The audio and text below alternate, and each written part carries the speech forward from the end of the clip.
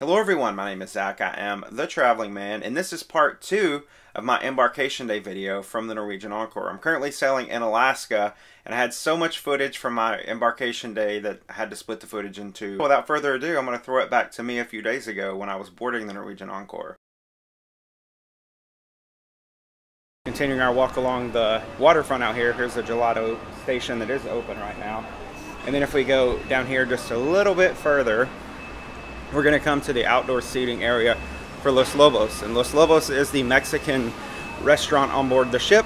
And the good thing about, well, never mind. I was going to say the good thing about the seating out here, it looks like it was covered because you see the glass here, but that's just for that section. It is open seating. But this is Los Lobos outdoors. The tables look nice and the chairs. I really like that. It's really themed very well. I just wish it wasn't all completely outside, especially when we get in those colder temperatures in Alaska. But if you were sailing in the Caribbean, I could see how this would be amazing to sit out here and enjoy a nice dinner outside. And I know that this is something that Carnival Cruise Line has on their Vista class of ships, and I really enjoyed that when I sailed those ships. That's why they're some of my favorites. So who knows, Encore might become one of my favorite ships for the same reason. Now taking another look at downtown Seattle, and how cool is it? Again, Norwegian, the cruise line for docking right downtown Seattle. I mean, my hotel was literally just like right there last night. I just walked down the street to get here to the pier this morning. Pike Place, you know, popular for all the fish markets, and the original Starbucks location is like right there. Of course, you got the big wheel down there. The Space Needle was back here, back up behind us, in the Seattle Center right up there. And then you can see the stadiums, Lumen Field down there, and also the baseball field are just right down there. So plenty of things to do. So I highly encourage you, if you're coming to cruise out of Seattle, that you come a day or two earlier. And in fact, I came to Seattle a couple years ago to create a in a day video where I came and showed you everything you can do in Seattle in just a day. So make sure you go back. I'll link that video down below so you can check that out. But yeah, definitely plan time to explore Seattle when you come for a cruise, because it is a great city with plenty of things to see and do before you embark on your cruise, and maybe even your Norwegian cruise right here, right downtown Seattle, which I think is really awesome. Well, I also wanted to mention, it is right now 2 o'clock, and they just came on and made the announcement that the staterooms are still not ready. 2 o'clock. I don't think it's ever been this late on a cruise, and the staterooms have not been ready. Usually like 1:30 is the latest. You'll notice I don't have my bag and I don't have my sweatshirt on anymore. I did go and just drop my stuff because I was carrying both of my carry-on, and I had that heavy backpack with my camera equipment, and they did let me in just to drop my bags. But stateroom's still not ready, and it's 2 o'clock. That's pretty late. So I'll update you later on when that actually does become available, just to give you an idea of when you might be able to go to your stateroom when you cruise. But yeah, I just thought 2 o'clock was kind of late. Stopping in here just off the waterfront at the bake shop. This is where you can come in here and get some sweets. They have all different types of cupcakes. See, that large cupcake there is $3, and the small one is $2. They have all different types. There's a pistachio right there, a raspberry cupcake. They also have a carrot cake one here, and I'm sure these probably will change throughout the cruise. And then they also have macarons down here, all different types. Looks like these are $2 a piece. And then they have different types of chocolates over here as well. Little chocolate bonbons, $2 each for those, and $2 for these down at the bottom. And then on the other side of the bake shop, that's actually the gelato shop out on the waterfront. But if you have a sweet tooth, this is a good place to come and get some sweets. Just know that all this stuff is at an additional cost. The waterfront was right out there, and then right inside here on deck 8 is actually where you're going to find the indoor portions of Los Lobos. Of course, we just saw the outdoor section, and then Cagney Steakhouse is back here. These are two specialty dining venues, and I will be visiting both throughout the course of the cruise, so we will see more of that. Make sure you check out my forthcoming food review video from onboard the Encore to see all of that. Also, I don't think I mentioned the itinerary yet. This is the itinerary for this cruise. Of course, today we leave Seattle. We have a sea day. We'll be visiting Juneau, Skagway, Glacier Bay, Ketchikan, and then Victoria before we are back in Seattle next Sunday. A 7-day cruise. We're going to see a lot of Alaska. We're here on deck 8, and I wanted to show you not everything, because there's a lot of stuff here on deck 8, but I'm going to go in the Cavern Club here. And this is a cool place. It looks like a nice little pub. But they have a stage here, so they have live music here. So this is one of the venues, if you like live music on a ship, that you can come in the evenings. There's a bar over there. There's tons of bars just outside of here, so plenty of seating in here, and a nice place to come and enjoy an evening hanging out with friends. And then we'll walk back out into the main drag of deck 8. Deck 8 is one of the most popular decks on board the ship. I think everything on deck 8 is you know, some sort of a public area. So plenty of things to find here. There's a bar right next to here. I think this is the Maltings bar right here. And then just on down the way, if you go just a little bit after that, you're going to find the Sugarcane Mojito bar. So a lot of stuff here on deck 8. And right here across from here is the Cellars, which is the wine bar. Also here on deck 8 is Onda, which is the Italian-themed specialty dining restaurant on board the ship. So a lot of stuff here. And this is known as Ocean Place here on deck 8. 6, 7, and 8, though, are pretty much the most popular decks for guests on board the ship. That's where you're going to find the most bang for your buck, we'll say, as far as locations are. So now we're here on deck 18. This is the location of the Norwegian Encore Speedway. And yes, these are electric go-karts. And you can race people. I think it's something like $10, $15? $15 per person, per ride. But I'm definitely going to do this. This looks awesome. Go-karts on a cruise ship. I mean, who would have imagined? There we go. Here's the full track up here. It's a lot. It's a lot more than I thought. I thought it would just be, you know, like, I don't know, really short. I don't really know what I was expecting, but I wasn't expecting this. This is pretty large. A lot of turns, a lot of twists. Could you imagine being out at sea and riding go-karts? I mean, that would be pretty crazy, right? It's a little viewing platform up here. This would technically be deck 19, I guess. On the very back of the ship, though, probably the highest one on the ship for guests. But this is a little viewing, so if you have folks in your party that are riding and you want to watch, you can come up here and watch them go around and around you really fast. Of course, from up here you can also see the second highest point on the ship. Of course, the highest point on the ship being the funnel, but the second highest is the end of that slide. That's the slide we saw earlier that goes off the side of the ship. Look where it launches you. It's one of the ones where you stand up there and they drop the bottom out from under you and you just go flying. No thanks. So just leaving the Speedway entrance, which was back up that way, we come just after that, and the thrills keep going because this is the very aft of the ship here on board the Encore, and this is wild.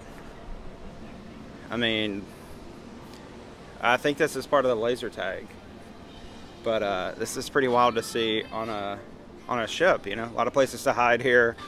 I guess if you're playing laser tag, that's what you want. But yeah, this is wild that they gave up so much space for something like laser tag, you know, because this is like prime real estate here on the back of the ship. This could be a sunset bar. This could be, you know, mini golf. This might be a good mini golf course, but this is laser tag. So that's pretty cool. But yeah, it says right here. And I'm still not exactly sure how you register for the go-karts and the laser tag and stuff, but I will find out and I will let you know. But yeah, here's the desk for the laser tag. I would just make one observation, though, about the laser tag course.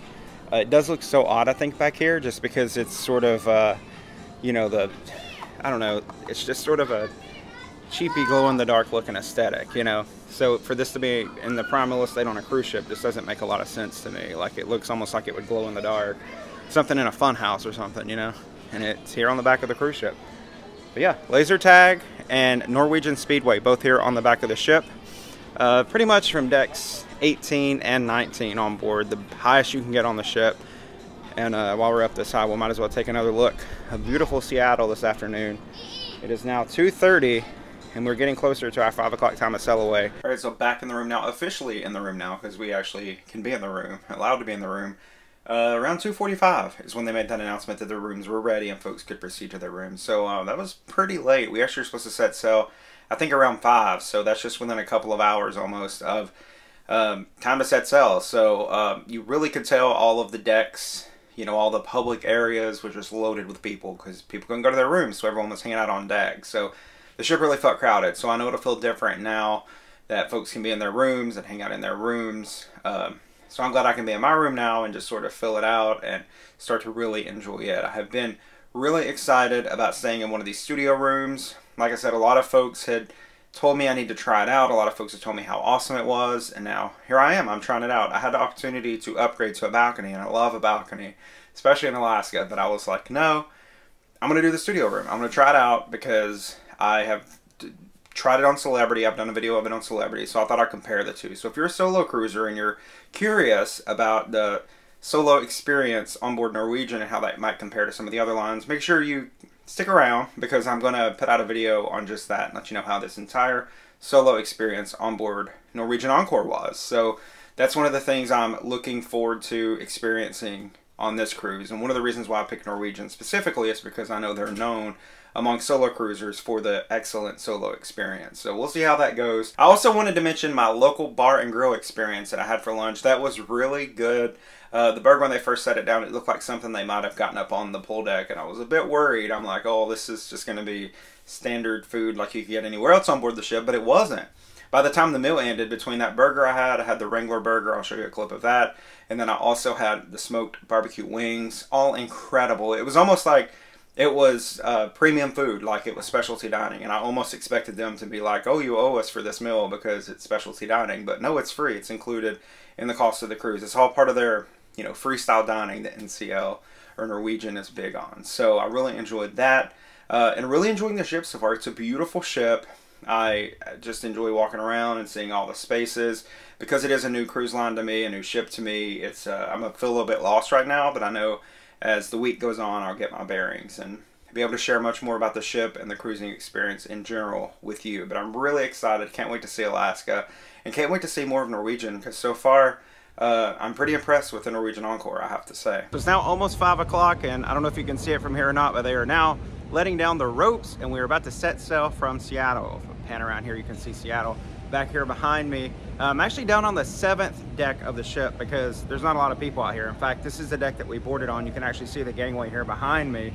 So just a pro tip, if you want to come somewhere to sort of see us leave port, maybe you're in an interior like me and you want to go somewhere really nice, kind of secluded, definitely check out deck 7 because no one is out here right now. But should be a fantastic Sailaway. The temperature is only 65 degrees. There's a light, cool breeze blowing. It's really setting the tone for our cruise to Alaska, and I'm so excited. Like I said, in a day and a half, we are going to be in Juneau, our first stop, once we leave Seattle here. So yeah, I'm going to get some shots in here of Sailaway, and I'm really excited to get this adventure underway. It's already been a great first day here on board the Norwegian Encore. I'm really enjoying the ship so far, and I can't wait for the rest of the cruise, and this is just the beginning, so stay tuned.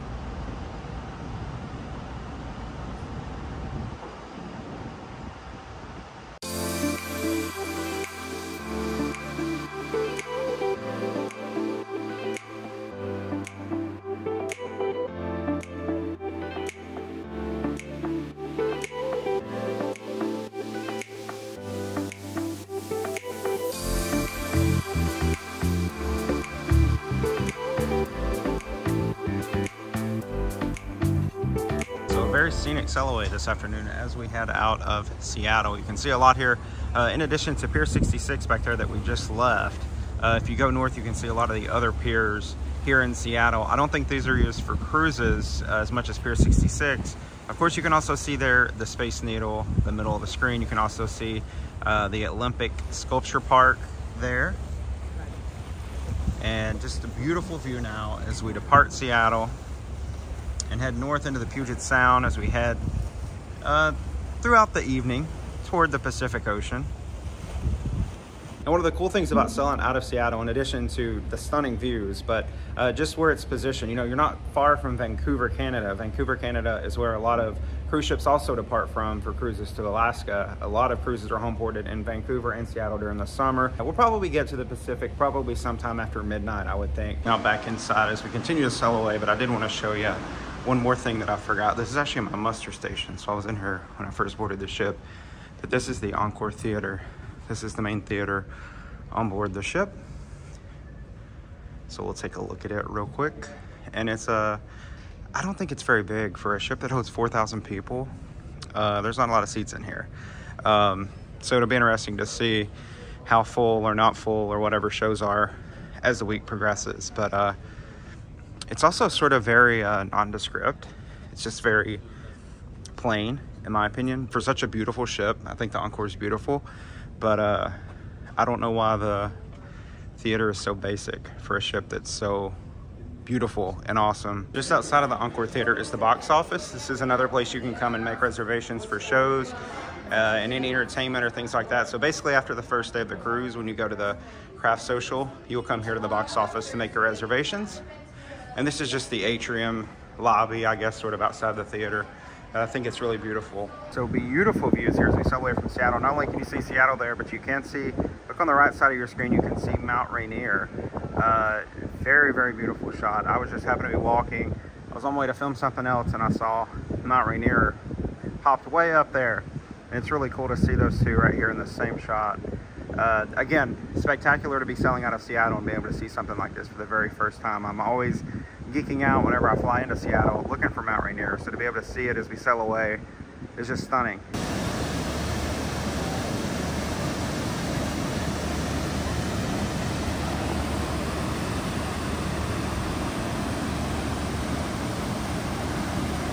So just now back to the room, and as you can see behind me from my window here, we are sailing along just nicely, getting out of Seattle. I did want to speak really quick about the embarkation process though. I'm about to head out to dinner, but I did want to talk about that. My first time sailing out of Seattle, my arrival time was at 9:30, and I selected that when I checked in for the cruise about 3 weeks ago. That is the first boarding time of the day, and I arrived about 9:15, as you saw earlier. Very early, and they did open the doors promptly at 9:30, and it was very quick. It was a horde of people though, because a lot of people were there for the 9:30 time slot. They quickly moved us through security. We went upstairs, did the little check-in. They actually gave us a physical card, which I hadn't gotten years, because typically now with most cruise lines, you actually get your key card. It's on your door when you get on board the ship and go to your room, but they actually gave that to us there in the port terminal before we even got to board the ship. They also gave us a physical boarding card, and I haven't seen these since way before the pandemic, probably 5 or 10 years since I've seen a boarding card. I know Carnival used to use those, but it essentially had a boarding group number, and that's the boarding group number that you knew once they called that number, you were going to board with that number. It wasn't until about 11:15 before they actually started boarding, so I sat in the terminal almost 2 hours just waiting. And when they started with the Haven guests, of course. That's like their suite guests. They went first. And then they started with like loyalty guests, platinum. They named off a number of different levels of their loyalty that could then board. Then casino guests. I guess if you are a member of their casino club, you got early boarding. They also had priority access, which is something I think you can buy to gain earlier access to the ship, and other perks, I'm sure. And then also folks that needed special assistance, they were in there too somewhere, you know, some of the first on board the ship. And then finally they called Group 1, Group 2. It was a swarm of people. I think they need to do a better job of boarding with fewer people. Like boarding Group 1 was insane, the number of people in that. And then I was in boarding Group 2. So as soon as they called boarding Group 2, we all rushed up there. So it was just a huge blob of people trying to get on the ship at the same time, and people were bumping in and people getting in front of people trying to be the first on the ship. So it was a bit insane there for a minute. And I know that was probably unique to the first couple boarding groups in the morning because everyone was waiting for hours and there was such a backlog of people in the terminal waiting to get on the ship. But I do feel like Norwegian could manage their people a little bit better getting on the ship. But I feel like overall it was a very smooth and easy embarkation process. I don't have any complaints other than the large boarding groups. I think it was a very smooth, you know, there were no issues. It seemed like it was a very well-oiled machine. But yeah, a great embarkation day. That's the process. Let me know if you have any questions down in the comments about overall embarkation process, and I'll be happy to answer anything I didn't speak about. But it's very smooth and easy.